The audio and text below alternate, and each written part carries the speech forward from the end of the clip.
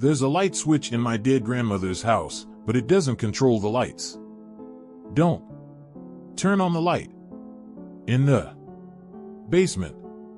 Those were my grandmother's last words to me, said solemnly, with abject terror in her eyes. I was 9 years old. She seemed like a decrepit monster to me then, a nearly toothless, broken skeleton wrapped in withered skin, possessing thickly hideous knuckles that cracked whenever she moved her long, pale fingers.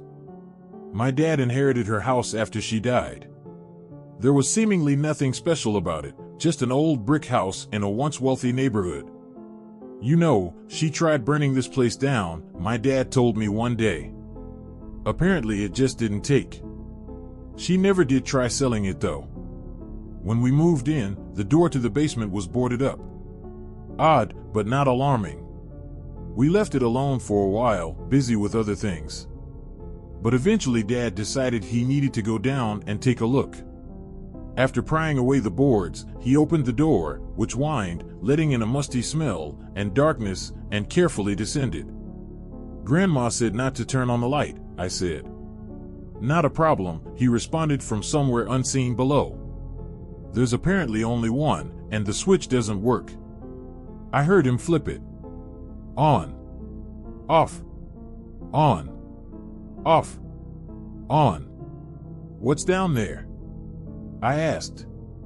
I saw the cold light of the LED flashlight he turned on. Nothing, really. A few minutes later he came back up, shut the door and ordered pizza. Not sure why she bothered boarding it up, he said, chewing on a slice.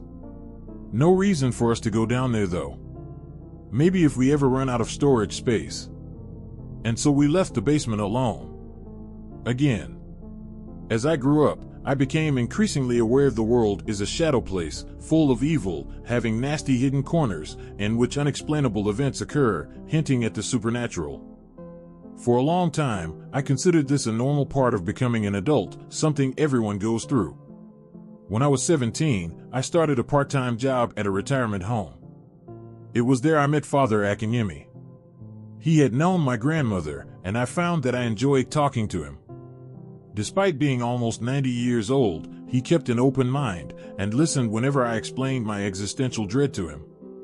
Your grandmother, she believed in evil, he said, one fall day. Physical evil. Monsters. Here he lowered his voice so none but I could hear, she confessed, once, that within her house, in the basement, if memory serves, there was a light switch, but rather than turn on and off the light, the switch turned on and off the demons. How I ran home then. Through a storm, through thunder and through pouring rain, and at home, out of breath ripped open the basement door and stumbled, nearly falling, down the stairs, into darkness, and felt half mad and blindly for the switch. On. And turned it. Off.